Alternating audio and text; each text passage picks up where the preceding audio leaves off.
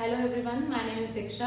I welcome you all to the official YouTube channel of Chanakya Career Institute. So जैसे हमने अपनी NEET के कुछ इंपॉर्टेंट अटैकिंग रिएजेंट की वीडियो स्टार्ट करी है जिसके अंदर मैंने आपको इलेक्ट्रोफाइल्स कवर करवा दिया है। अभी मैं उसका सेकंड अटैकिंग रिएजेंट जो है वो लेके आई हूँ, दैट इज न्यूक्लियोफाइल। तो अभी आज हम न्यूक्लियोफाइल पढ़ेंगे। सो इलेक्ट्रोफाइल्स जो थे वो क्या थे, बेसिकली मैंने टॉपिक कहाँ से स्टार्ट किया था, एक रिएक्शन से। तो रिएक्शन क्या थी कि हमारे पास कभी भी क्या होता है, कोई रिएक्शन अगर हमें परफॉर्म करनी है तो उसके लिए हमारे पास दो तरीके के रिएक्टेंट्स होने चाहिए, है ना, एटलीस्ट। और जो सेकेंड इन दोनों से हम क्या करते हैं, रिएक्शन फॉर्म करके इनसे हम प्रोडक्ट बनाते हैं। जरूरी नहीं है, कुछ बच्चे बोलेंगे कि दो तरीके के रिएक्टेंट इंपॉर्टेंट नहीं होते। हाँ, कुछ रिएक्शंस है जैसे डिकम्पोजिशन रिएक्शंस है जिसके अंदर हीट करने से ही हम एक ही रिएक्टेंट को डिकम्पोज करके मल्टीपल प्रोडक्ट्स बना सकते हैं। वो डिफरेंट रिएक्शंस है। मैं अटैकिंग रिएजेंट वाली रिएक्शंस की बात कर रही हूँ। तो इसके अंदर क्या होता है, इसके अंदर एक रिएक्टेंट जो है हमारा वो सबस्ट्रेट का काम करता है और जो दूसरा रिएक्टेंट रहता है हमारा वो अटैकिंग रिएजेंट का काम करता है। यहां से हमने अपने रिएक्शन जो है उसको मतलब अपने टॉपिक को जो है वो स्टार्ट किया था। तो अटैकिंग रिएजेंट आगे मैंने आपको फर्दर बताया था कि अटैकिंग रिएजेंट जो होता है ये दो तरीके का होता है। एक तो होता है इलेक्ट्रोफाइल और सेकेंड अटैकिंग रिएजेंट जो होता है वो होता है न्यूक्लियोफाइल। ऑर्गेनिक केमिस्ट्री के अंदर ये दो अटैकिंग रिएजेंट्स बहुत इंपॉर्टेंट होते हैं जो हमारे रिएक्शन मैकेनिज्म्स के अंदर भी काफी ज्यादा जो है वो मेजर रोल प्ले करते हैं।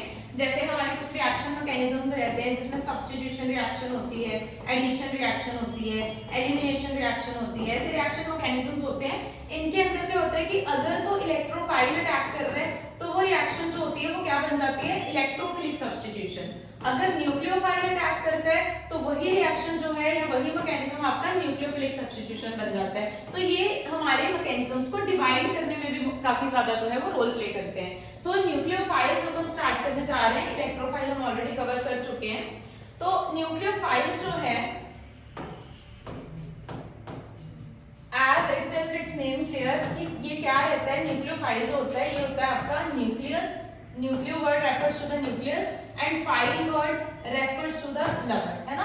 मतलब अगर कोई भी चीज, कोई भी आपका ऐसा सब्सटेंस है जो न्यूक्लियस लवर है, न्यूक्लियस लवर का मतलब न्यूक्लियस जो होता है किसी भी एटम का न्यूक्लियस। देखो हमारे पास एटम का स्ट्रक्चर ऐसा होता है, बाहर शेल्स होते हैं, है ना, और सेंटर में उसका न्यूक्लियस होता है। न्यूक्लियस के अंदर प्रोटॉन्स होते हैं प्लस न्यूट्रॉन्स होते हैं। प्रोटॉन्स तो पॉजिटिवली चार्ज होते हैं, न्यूट्रॉन्स के ऊपर कोई चार्ज नहीं होता, जीरो चार्ज होता है। तो हम ये कह सकते हैं कि हमारा जो न्यूक्लियस है, न्यूक्लियस के ऊपर कौन सा चार्ज होगा, पॉजिटिव चार्ज होगा। और इलेक्ट्रॉन्स जो है वो शेल में होते हैं। तो ऑन अ होल आपका जो एक एटम होता है वो भी न्यूट्रल होता है ना। मतलब हमारा एटम जो है उसके अंदर जो न्यूक्लियस है वो पॉजिटिवली चार्ज होता है। तो मतलब हम ये कह सकते हैं कि न्यूक्लियस इज पॉजिटिव चार्ज। तो अगर कोई पॉजिटिव चार्ज की तरफ जा रहा है, न्यूक्लियस लवर मतलब पॉजिटिव चार्ज लवर, अगर कोई चीज पॉजिटिव चार्ज की तरफ मूव कर रही है तो वो खुद क्या होगी, फिर खुद तो वो ऑपोजिटली चार्ज होगी ना, मतलब वो नेगेटिव चार्ज होगी। ठीक है, तो हम ये कह सकते हैं कि हमारे जो न्यूक्लियोफाइल्स होते हैं, लाइक हमारे इलेक्ट्रोफाइल्स जो थे वो इलेक्ट्रॉन लवर्स थे, तो वो इलेक्ट्रॉन की तरफ मूव कर रहे थे, तो वो खुद क्या थे, पॉजिटिवली चार्ज स्पीशीज थी। उसी तरीके से अगर कोई चीज पॉजिटिव की तरफ जा रही है ना तो वो खुद क्या होगी, नेगेटिव चार्ज होगी। तो हमारा फर्स्ट जो पॉइंट बनेगा वो ये बनेगा कि जो न्यूक्लियोफाइल्स होते हैं ना, मोस्टली न्यूक्लियोफाइल्स जो होते हैं हमारे वो क्या होती है, negative charge species, negatively charge species होती है मोस्टली। मतलब कुछ ऐसे भी न्यूक्लियोफाइल हो सकते हैं जिनके ऊपर नेगेटिव चार्ज नहीं है बट स्टिल वो न्यूक्लियोफाइल का काम कर रही है। मतलब हम ऑल नहीं बोलेंगे कि सारे न्यूक्लियोफाइल नेगेटिव होने चाहिए, ये स्टेटमेंट गलत है। ठीक है, सेकेंड बेटा हम क्या बोलेंगे, सेकेंड हम ये बोल सकते हैं कि अगर कोई न्यूक्लियोफाइल है, न्यूक्लियोफाइल खुद नेगेटिव चार्ज है, तो फिर वो कहाँ पे अटैक करेगा, जहां पॉजिटिव होगा। और पॉजिटिव किसको डिनोट करता है, पॉजिटिव डिनोट करता है डेफिशिएंट साइड को, जिसके अंदर इलेक्ट्रॉन्स की कमी हो। ठीक है, तो हम ये कह सकते हैं कि जो न्यूक्लियोफाइल होता है it always attacks at an electron deficient site. ठीक है, कि अगर कोई भी ऐसा सेंटर है जहां इलेक्ट्रॉन्स की कमी है, तो क्योंकि न्यूक्लियोफाइल जो है उसके पास ज्यादा इलेक्ट्रॉन्स है, नेगेटिवली चार्ज स्पीशीज मतलब ज्यादा इलेक्ट्रॉन्स, तो आप इसको ये भी बोल सकते हो कि ये इलेक्ट्रॉन रिच स्पीशीज है। तो अगर एक इलेक्ट्रॉन रिच स्पीशीज आपको मिलती है तो ऑफ कोर्स वो किस पे अटैक करेगी, वो इलेक्ट्रॉन डेफिशिएंट साइट के ऊपर अटैक करेगी। ठीक है, तो ये कुछ मेजर 3 पॉइंट्स हैं हमारे न्यूक्लियोफाइल के कि न्यूक्लियोफाइल में क्या क्या होना चाहिए, न्यूक्लियोफाइल कैसा होता है। ये नेक्स्ट आ जाएगी न्यूक्लियोफाइल के टाइप्स। आई होप ये क्लियर है आपको। नेक्स्ट इज न्यूक्लियोफाइल्स की टाइप्स।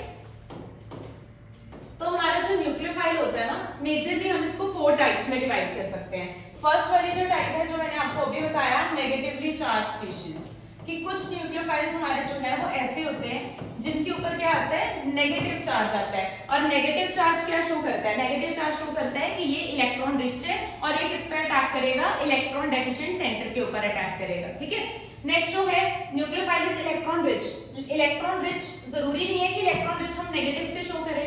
अगर कोई चीज जैसे ऑक्सीजन है, ऑक्सीजन के ऊपर ऐसे लोन पेयर हम शो करते हैं, तो लोन पेयर का मतलब भी क्या होता है कि इसके पास कुछ एक्स्ट्रा इलेक्ट्रॉन्स है। तो एक्स्ट्रा इलेक्ट्रॉन्स का मतलब भी क्या हो जाएगा कि ये भी स्पीशीज क्या है, इलेक्ट्रॉन रिच स्पीशीज है। ठीक है, तो अगर किसी स्पीशीज के अंदर क्या है, लोन पेयर आ रहे हैं, मतलब लोन पेयर स्पीशीज, आप इसको ऐसे लिखना, स्पीशीज हैविंग लोन पेयर्स। ठीक है, तो अगर किसी स्पीशीज के अंदर लोन पेयर आ रहे हैं, तो लोन पेयर का मतलब भी क्या है कि वो इलेक्ट्रॉन रिच है। और ऐसी स्पीशीज को हम क्या बोलते हैं, न्यूट्रल स्पीशीज। न्यूट्रल क्यों, क्योंकि इसके ऊपर कोई चार्ज नहीं है। ये तो आपको पता ही है कि अगर किसी पे प्लस या माइनस का चार्ज होता है तो उसको चार्ज स्पीशीज के अंदर काउंट किया जाता है। अगर किसी पे प्लस होगा तो उसको पॉजिटिवली चार्ज स्पीशीज बोलेंगे, नेगेटिव वाले को नेगेटिवली चार्ज स्पीशीज बोलेंगे। और अगर किसी के ऊपर एक्स्ट्रा इलेक्ट्रॉन्स है जो हम लोन पेयर में पोजेस करते हैं, तो लोन पेयर वाली स्पीशीज जो होती है उसको हम किस में कंसीडर करते हैं, न्यूट्रल स्पीशीज के अंदर। ठीक है, थर्ड जो हमारा न्यूक्लियोफाइल की टाइप होती है, that is organo metallic species या कंपाउंड्स, ऑर्गेनोमेटालिक कंपाउंड्स। तो ऑर्गेनोमेटालिक कंपाउंड्स क्या होगा, हम पर्टिकुलरली हर एक को डिस्कस करेंगे। अभी मैं थोड़ा सा आपको आइडिया देती हूँ। ऑर्गेनोमेटालिक कंपाउंड क्या होता है, organo word refers to organic, metallic तो मेटल के लिए रेफर किया जाता है ना। तो मतलब कोई भी एक ऐसा ऑर्गेनिक कंपाउंड है जिसका कार्बन मेटल के साथ बॉन्ड करे, तो उसको हम क्या बोलते हैं, उसको हम ऑर्गेनोमेटालिक कंपाउंड के अंदर काउंट करते हैं। ठीक है, तो ऑर्गेनोमेटालिक कंपाउंड्स जो होते हैं हमारे, ये भी न्यूक्लियोफाइल्स की तरह काम कर सकते हैं। न्यूक्लियोफाइल जैसे ये किसी रिएक्शन के ऊपर अटैकिंग रिएजेंट बन सकते हैं। नेक्स्ट जो लास्ट हमारा रहता है, that is electron rich species. अब ये इलेक्ट्रॉन रिच स्पीशीज आप हर एक में काउंट कर सकते हो। ठीक है, मतलब आप सबको बोल देते हो ना, ये भी इलेक्ट्रॉन रिच है, ये भी इलेक्ट्रॉन, ये भी इलेक्ट्रॉन, बट इसके अंदर कुछ स्पेशल है, इसी के कारण हमने इसको 4th कैटेगरी में डिवाइड किया है। इसमें ये वाली इलेक्ट्रॉन रिच स्पीशीज में हम सिर्फ और सिर्फ उन स्पीशीज की बात करते हैं जिसके अंदर पाई इलेक्ट्रॉन्स की प्रेजेंस होती है। ठीक है, फॉर एग्जांपल हमारे अनसैचुरेटेड कंपाउंड्स, अनसैचुरेटेड का मतलब जिसमें डबल या ट्रिपल बॉन्ड जो है उसको इंक्लूड किया जाए। ठीक है, जैसे अल्काइन्स हो जाएंगे आपके, या फिर आपके एल्कीन्स हो जाएंगे, इनमें पाई बॉन्ड होगी, पाई इलेक्ट्रॉन्स होंगे। ठीक है, इसके अलावा हमारे जो नेक्स्ट रहते हैं, दैट इज एरोमेटिक। एरोमेटिक कौन से होते हैं, एरोमेटिसिटी आई थिंक आपने पढ़ा होगा, नहीं पढ़ा होगा तो हम एरोमेटिसिटी पे भी एक टॉपिक जो है वो वीडियो बना देंगे। एरोमेटिक होता क्या है, एरोमेटिक होता है जो हमारे 4 मेजर कंडीशंस को फॉलो करें। ऐसे कंपाउंड जो 4 मेजर कंडीशंस को फॉलो करें, वो कंडीशंस क्या होती है, एक होती है कंप्लीट कंजुगेशन होनी चाहिए कंपाउंड में, कंपाउंड साइक्लिक होना चाहिए। Third condition is compound planar होना चाहिए। फोर्थ कंडीशन इज उसको 4n+2 पाई इलेक्ट्रॉन्स वाला रूल जो है वो फॉलो करना चाहिए। अगर ये 4 कंडीशंस कोई फॉलो करता है तो इसका मतलब है वो क्या आता है, एरोमेटिक आता है, एरोमेटिक कंपाउंड होता है। ठीक है, और एरोमेटिक कंपाउंड बहुत ज्यादा स्टेबल होते हैं। तो अगर इनमें से अनसैचुरेटेड या एरोमेटिक में से कोई आ रहा हो तो इसके अंदर पाई बॉन्ड जो है वो होती है प्रेजेंट। तो अगर पाई बॉन्ड होगी तो पाई इलेक्ट्रॉन्स भी होंगे, फिर उसको हम ये 4th कैटेगरी में काउंट करेंगे। ठीक है, तो ये 4 तरीके के हमारे जो है वो न्यूक्लियोफाइल्स होते हैं। अब हर एक को पर्टिकुलरली डिस्कस कर लेते हैं। तो ये जो 4 टाइप्स होंगे आपकी, ये हमारे 4 तरीके के जो न्यूक्लियोफाइल्स हैं, हमने उनको यहाँ पे डिवाइड किया। अब हर एक को अलग अलग से पढ़ेंगे कि नेगेटिव स्पीशीज क्या होती है, हमारे ये न्यूट्रल वाले कौन से होते हैं, इलेक्ट्रॉन रिच ऑर्गेनोमेटालिक कौन से होते हैं, इलेक्ट्रॉन रिच कौन से होते हैं। ठीक है, first I am going to start this negatively charge nucleophiles, negatively charge species, या आप न्यूक्लियोफाइल्स बोल सकते हो, नेगेटिवली चार्ज न्यूक्लियोफाइल्स। अब देखिए बेटा, नेगेटिवली चार्ज न्यूक्लियोफाइल्स कौन से होते हैं, वेरी सिंपल, आपको नाम से ही क्लियर हो रहा होगा। कोई भी ऐसे स्पीशीज, कोई भी ऐसा एलिमेंट जिसके ऊपर नेगेटिव चार्ज हो, है ना, क्योंकि नेगेटिव चार्ज जो है ये किसको डिनोट करता है, negative charge always represents extra electrons, ठीक है। अगर किसी में ज्यादा इलेक्ट्रॉन्स होंगे तो वो हम किससे डिनोट कर सकते हैं, हम नेगेटिव से डिनोट कर सकते हैं। जैसे हमने लास्ट कुछ लेक्चर्स में ये एग्जांपल्स पढ़े थे, कार्बोकेटाइन, कार्बोएनाइन को पढ़ा था। तो हमने पढ़ा था कि जो कार्बोकेटाइन है इस पे प्लस है, प्लस हमें क्या शो करता है कि ये स्पीशीज इलेक्ट्रॉन डेफिशिएंट होती है, इलेक्ट्रॉन की कमी को कौन शो करता है, प्लस शो करता है, ठीक है। और अगर किसी के ऊपर माइनस होता है तो माइनस का मतलब होता है कि ये जो स्पीशीज है इसके पास एक्स्ट्रा इलेक्ट्रॉन्स है, मतलब एक्सेस इलेक्ट्रॉन्स, और इसको हम क्या बोलते हैं, इलेक्ट्रॉन रिच स्पीशीज। तो अगर कोई भी स्पीशीज के ऊपर नेगेटिव चार्ज आपको दिखेगा, इसका मतलब ये है कि वो सारी स्पीशीज क्या होंगी, न्यूक्लियोफाइल्स होंगी, ठीक है। इलेक्ट्रोफाइल्स में हमने कुछ एक्सेप्शंस पढ़ी थी कि सारी पॉजिटिव स्पीशीज इलेक्ट्रोफाइल्स होते हैं, बट हमने ये पढ़ा था कि सारी पॉजिटिव स्पीशीज इलेक्ट्रोफाइल्स नहीं होते, है ना। उसमें दो स्पीशीज थी, अमोनियम था, हाइड्रोनियम था, जो इलेक्ट्रोफाइल नहीं थे। बट यहाँ पे ऐसे कोई एक्सेप्शन नहीं है एज सच, यहाँ पे ऑल नेगेटिव स्पीशीज, जिसके भी ऊपर आपको नेगेटिव दिखेगा ना, all negative species are nucleophiles. कोई भी ऐसी एक्सेप्शन नेगेटिव स्पीशीज नहीं है कि उसके ऊपर नेगेटिव चार्ज है बट वो न्यूक्लियोफाइल का काम नहीं कर रही, ऐसी कोई स्पीशीज नहीं है। जितनी भी नेगेटिव स्पीशीज है वो सारी न्यूक्लियोफाइल का काम करेंगी। कुछ एग्जांपल्स ले लेते हैं हम लोग, chloride ion, bromide ion, iodide ion, cyanide ion, hydroxyl ion, so on and so fourth, है ना। जितने भी आपको नेगेटिव वाले याद आ रहे हैं वो सारे किसका काम करेंगे, वो न्यूक्लियोफाइल्स का काम करेंगे। आई होप ये क्लियर है आपको। नेक्स्ट जो हमारा सेकेंड पॉइंट है, सेकेंड टाइप है हमारी, दैट इज न्यूट्रल स्पीशीज।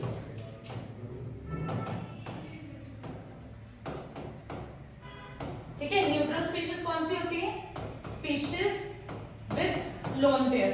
अगर किसी स्पीशीज के अंदर लोन पेयर की प्रेजेंस है तब हम उनको बोलते हैं कि ये हमारी न्यूट्रल स्पीशीज है। और लोन पेयर तो होना चाहिए बिकॉज हम किसकी बात कर रहे हैं, हम न्यूक्लियोफाइल्स की बात कर रहे हैं। और न्यूक्लियोफाइल्स कौन से होते हैं, जिनमें एक्स्ट्रा इलेक्ट्रॉन्स हो। तो लोन पेयर जब भी किसी कंपाउंड पे आएगा तो वो आपका एक्स्ट्रा इलेक्ट्रॉन्स जो है वो शो करेगा कि इसके पास एक्स्ट्रा इलेक्ट्रॉन है। सो किसी भी स्पीशीज में लोन पेयर आ जाए, फॉर एग्जांपल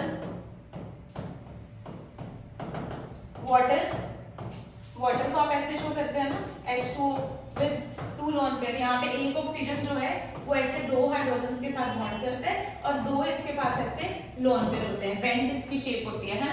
और ये जो आपका मॉलिक्यूल है इसके अंदर देखो ये जो 2 लोन पेयर हैं ये क्या शो कर रहे हैं, एक्स्ट्रा इलेक्ट्रॉन। तो मतलब कोई भी इलेक्ट्रॉन डेफिशिएंट साइट होगी ना, अगर जैसे कार्बोकेटाइन है इसमें इलेक्ट्रॉन की कमी है तो ये जो एक्स्ट्रा इलेक्ट्रॉन है ये इसके ऊपर अटैक कर लेंगे, ठीक है। जैसे आपको मैं एक एग्जांपल भी दे देती हूँ हाइड्रोनियम आयन का। जैसे देखिए H+ से अगर आप H+ को H2O के साथ रिएक्ट करते हो तो यहाँ पे एक्स्ट्रा इलेक्ट्रॉन्स है, दिस इज एन इलेक्ट्रोफाइल।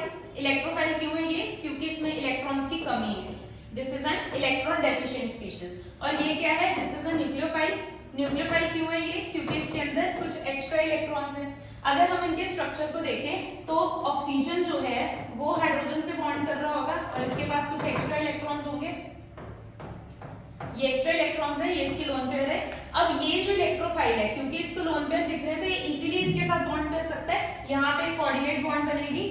ये जो न्यूक्लियोफाइल है ये अपने एक्स्ट्रा इलेक्ट्रॉन इसको इलेक्ट्रोफाइल को डोनेट कर देगा, तो यहाँ पे आपके पास एक कोऑर्डिनेट बॉन्ड फॉर्मेशन हो जाएगी और ये जो आपका कंपाउंड रहेगा ये कोऑर्डिनेट कंपाउंड रहेगा, ठीक है। तो ये आपके एक्स्ट्रा इलेक्ट्रॉन मतलब न्यूक्लियोफाइल ने अपने एक्स्ट्रा इलेक्ट्रॉन किसी इलेक्ट्रोफाइल को जो कि इलेक्ट्रॉन डेफिशिएंट साइट से इसको डोनेट करती है, ठीक है। ऐसे आपके लोन पेयर वाले रहते हैं न्यूक्लियोफाइल्स। कुछ और एग्जांपल्स ले लें अगर इसमें से, जैसे अमोनिया। अमोनिया में क्या होता है, एक लोन पेयर होता है। अमोनिया के बाद इसी फैमिली के अगले मेंबर, अमोनिया 15 फैमिली में आता है। पहले नाइट्रोजन होता है, फिर फास्फोरस, फिर एसिटाइल, फिर एंटीमोनी, ये सारे आते हैं मेंबर्स इसमें। तो इसके अगला वाला मेंबर जो होगा ये फॉस्फेन बनाएगा, इसके आगे वाले में भी लोन पेयर होंगे, इसके आगे वाले में भी होंगे। तो चाहे आप इसका हाइड्रेट और ले लो, आगे इसका भी हाइड्रेट ले लो, तो ये सारे जो है इनके पास लोन पेयर होगा। जिसके पास भी आपको लोन पेयर दिखेगा वो एक न्यूक्लियोफाइल का काम करेगा, ठीक है। तो ये वाले आगे आपके एग्जांपल्स ऑफ न्यूट्रल स्पीशीज या फिर species that are having lone pair that acts as an nucleophile. Clear. चलिए ये सेकेंड टाइप हो गई। थर्ड टाइप जो है हमारी that is organometallic compound.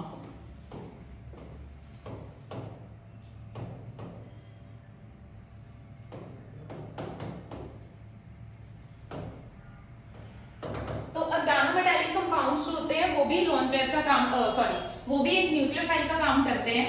Organometallic compound पहले तो होते क्या हैं,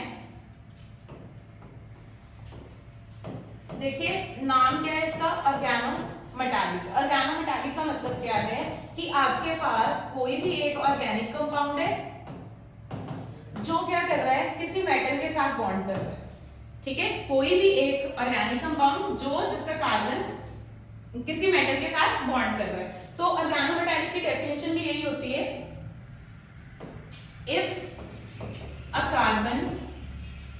if any carbon present in an organic compound directly bonds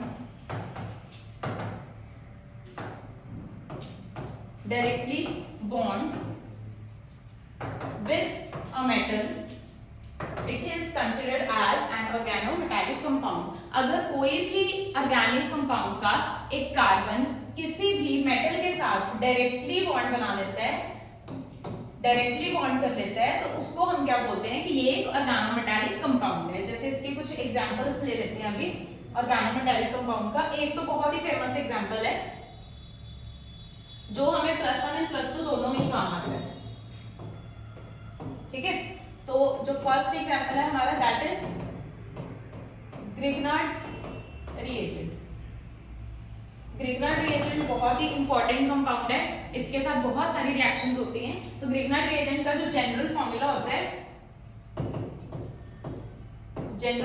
Grignard reagent का RMgX, where R stands for any alkyl। कोई भी अल्काइल होगा यहाँ पे। अल्काइल ग्रुप्स कौन से होते हैं, अगर हम किसी भी एल्केन में से एक हाइड्रोजन को माइनस कर देते हैं तो जो आपका प्रोडक्ट बनता है दैट इज अल्काइल। ठीक है, अगर आप किसी एल्केन में से एक हाइड्रोजन को माइनस कर देते हैं तो जो प्रोडक्ट बनता है वो अल्काइल बनता है। जैसे एल्केन का एग्जांपल ले ले मिथेन। मिथेन में से एक हाइड्रोजन माइनस करे तो क्या बचेगा, CH3। जो CH3 बना ना आपका, अभी ये willing to like readily to form bond with any organic species, किसी के साथ भी कर सकता है, एनी एटम। ठीक है, किसी के साथ ही कंपाउंड जो है ये बॉन्ड कर सकता है। तो जो रेडी टू कंबाइन वाला कंपाउंड होता है ना, उसको हम क्या बोलते हैं, रेडिकल बोलते हैं। रेडिकल वर्ड भी इसी से आया है, रेडी टू कंबाइन, जो बड़ी इजीली किसी से बॉन्ड कर ले। तो ये वाला जो है रेडिकल, ये इजीली किसी से बॉन्ड कर लेगा, इसीलिए हम अल्काइल्स को ज्यादा जो है वो कंसीडर करते हैं, क्योंकि ये इजीली किसी दूसरे एटम के साथ बॉन्ड कर लेता है। तो ये अल्काइल है हमारे पास, कोई भी अल्काइल हो सकता है। मिथेन का अल्काइल बनाओगे तो मिथाइल बोला जाएगा, लाइक ये मिथेन का बनाया ना हमने अल्काइल, तो इसका जो नाम बनेगा वो बनेगा मिथाइल। अगर आप इथेन का बनाते हो, इथेन का अल्काइल बनाते हो, एक हाइड्रोजन माइनस करके C2H5 बनेगा, तो इसका जो नाम बनेगा वो क्या बनेगा, इथाइल। ठीक है, तो जिसका आप रेडिकल बनाओगे, मतलब जिसका अल्काइल बनाओगे, वही उसका नेम हो जाएगा। प्रोपेन का प्रोपाइल, ब्यूटेन का ब्यूटाइल। ठीक है, तो जो यहाँ पे यूज करेंगे वही उसका नाम आ जाएगा। और सेंटर में तो क्या है, मैग्नीशियम मेटल है। और लास्ट में जो हमारा X है, X denotes halogen. Organic chemistry में कभी भी आपको X दिखे तो वो हैलोजन के लिए होता है, R दिखे तो वो हमेशा अल्काइल के लिए होता है। ठीक है, तो ये इसका जनरल फॉर्मूला हो गया। तो यहाँ पे आप कोई भी हैलोजन लगा सकते हो, यहाँ आप कोई भी अल्काइल लगा सकते हो, सेंटर में हमेशा मैग्नीशियम आना चाहिए। जैसे एक एग्जांपल ले लेते हैं, यहाँ पे मैं मिथाइल ले लेती हूँ। R की जगह पे हमने फर्स्ट मिथाइल ले लिया, नेक्स्ट इज Mg, और हैलोजन की जगह पे हमने Cl ले लिया। तो इसका नाम अगर बनाना होगा तो नेम क्या बनेगा, पहले आप अल्काइल का नेम लिखेंगे, अल्काइल इज मिथाइल, फिर उसके बाद मेटल का नाम क्या है, मैग्नीशियम, और फिर लास्ट में क्या लिखना है आपको, हैलोजन का नाम। हैलोजन का नाम जब एंड में आता है तो IDE लगता है साथ में, तो इसीलिए इसका नाम आएगा chloride. So this is methyl magnesium chloride. ठीक है, ऐसे हम कोई भी ग्रिग्नार्ड रिएजेंट बना सकते हैं, कोई भी अल्काइल लेके, कोई भी हैलोजन लेके। क्लियर है, ये आपका एक ग्रिग्नार्ड रिएजेंट का एग्जांपल है। सेकेंड एग्जांपल जो है हमारा ग्रिग्नार्ड रिएजेंट का, that is Gilman's reagent। Gilman's reagent, ये हम कोरे ऑफ सिंथेसिस एक रिएक्शन होती है जो हाइड्रोकार्बन्स के अंदर हम पढ़ते हैं प्रिपरेशन के लिए। तो गिलमेंस रिएजेंट में जो जनरल फॉर्मूला होता है कंपाउंड का वो होता है R2CuLi। इसमें अल्काइल 2 बार आता है, कॉपर 1 बार आता है, लिथियम 1 बार आता है। और इसका जो जनरल नेम होता है, मतलब इसको नेमिंग कैसे करना है, जैसे इसको नेम किया था ना अल्काइल मैग्नीशियम हैलाइड के साथ, तो इसकी नेमिंग कैसे करते हैं, क्योंकि अल्काइल 2 बार है तो इसको हम डाई अल्काइल लिखेंगे, और लिथियम को हम पहले लिखते हैं और कॉपर को बाद में, और कॉपर को कैसे, क्यूपरेट की फॉर्म में, ठीक है, लैटिन नेम यूज करते हैं कॉपर का क्यूपरेट की फॉर्म में। तो अल्टीमेटली इसका डाइअल्काइल लिथियम क्यूपरेट नाम बनेगा, where R stands for any alkyl, और कॉपर और लिथियम तो है ये तो मेटल्स है, ठीक है। तो अगर मैं यहाँ पे ये यूज कर लेती हूँ, मिथाइल यूज कर लेती हूँ 2 बार, यहाँ पे कॉपर यहाँ लिथियम, तो इसका नाम क्या आ जाएगा, name will be methyl dimethyl lithium cuprate. तो ये हमारा सेकंड ऑर्गेनोमेटालिक कंपाउंड का एग्जांपल है। इसके अलावा हमारे पास एक और ऑर्गेनोमेटालिक कंपाउंड होता है, दैट इज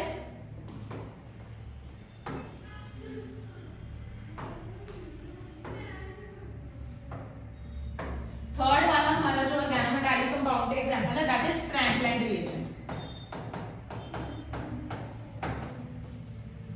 और फ्रैंकलाइन रिएजेंट का जनरल फॉर्मूला जो है ये होता है R2Zn। यहाँ पे क्या होता है, जिंक के साथ डायरेक्टली जो है वो एल्काइल जो है वो बॉन्ड करता है, और एल्काइल का कार्बन ही बॉन्ड करेगा, हाइड्रोजन नहीं बॉन्ड करेगा। हाइड्रोजन हमेशा सराउंडिंग एटम होता है, ठीक है, जैसे ये है आपके पास। आई होप ये क्लियर है आपको, आप इसका स्क्रीनशॉट ले लें।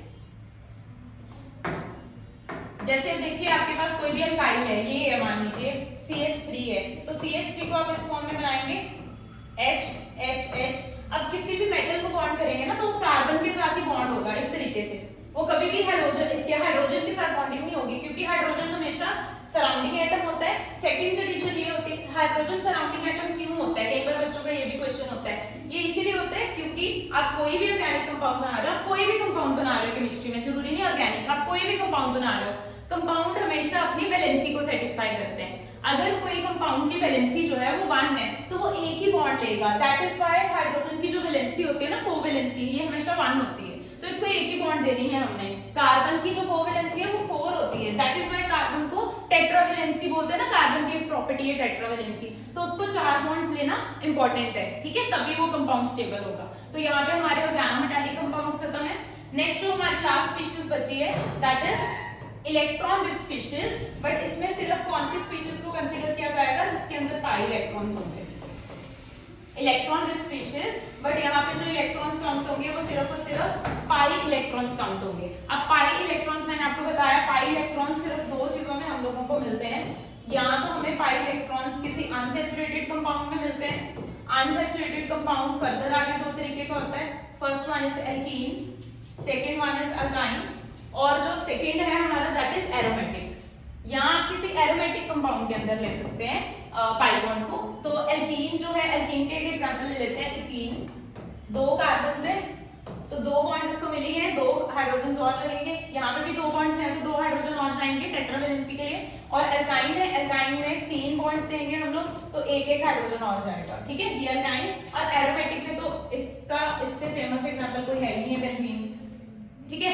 अब देखिए हम लोग क्या कर रहे हैं, हम बोल रहे हैं कि हम पाई इलेक्ट्रॉन्स को शिफ्ट कर सकते हैं। पाई इलेक्ट्रॉन्स और अनस्टेबल इलेक्ट्रॉन्स ना, जितने अनस्टेबल इलेक्ट्रॉन होंगे उतना वो अपनी जगह से जो है वो मूव कर सकते हैं। तो पाई इलेक्ट्रॉन अनस्टेबल होते हैं, इनको आप क्या कर सकते हो, किसी भी दूसरे सराउंडिंग एटम को पाई इलेक्ट्रॉन को शिफ्ट करके किसी सराउंडिंग एटम पे आप नेगेटिव चार्ज गेन कर सकते हो। जैसे मैंने यहाँ से इसको यहाँ शिफ्ट कर दिया, दोनों में से कहीं पे भी कर सकते हैं, यहाँ भी शिफ्ट कर सकते हैं, यहाँ भी कर सकते हैं, ठीक है। तो आपने इसको यहाँ पे शिफ्ट कर दिया, 2 बॉन्ड इसके पास है, एक जो है आपने इसमें नेगेटिव चार्ज कन्वर्ट कर दिया।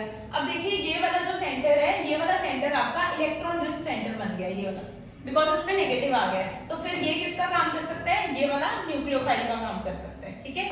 यहाँ मैंने प्लस क्यों लगाया है, क्योंकि 2 इलेक्ट्रॉन्स थे, एक इलेक्ट्रॉन इस कार्बन का था, एक इलेक्ट्रॉन इस कार्बन का था, दोनों इलेक्ट्रॉन एक कार्बन पे चले गए हैं, तो इसका इलेक्ट्रॉन तो लूज हो गया ना, जिसका इलेक्ट्रॉन लूज हो गया वो इलेक्ट्रॉन डेफिशिएंट बन गया, तो जो इलेक्ट्रॉन डेफिशिएंट है उसके ऊपर प्लस भी लगाना पड़ेगा, ठीक है।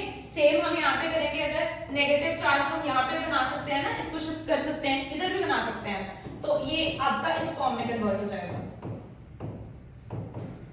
तो अगर ये वाला नेगेटिव, ये वाला पॉजिटिव, बिकॉज उसका इलेक्ट्रॉन जो है वो इसके ऊपर चला गया, तो ये वाला भी किसका काम करेगा, it will act as a nucleophile because ये इलेक्ट्रॉन विद सेंटर बन चुका है। And again same with the benzene, benzene में क्या होता है, पाई बॉन्ड शिफ्ट करती है, आपको पता होगा बेंजीन रेजोनेंस भी करता है, तो पाई बॉन्ड शिफ्ट करके हम क्या करते हैं, हम 3 पोजीशन पे नेगेटिव चार्ज ऑब्जर्व किया जाता है जब रेजोनेंस होती है।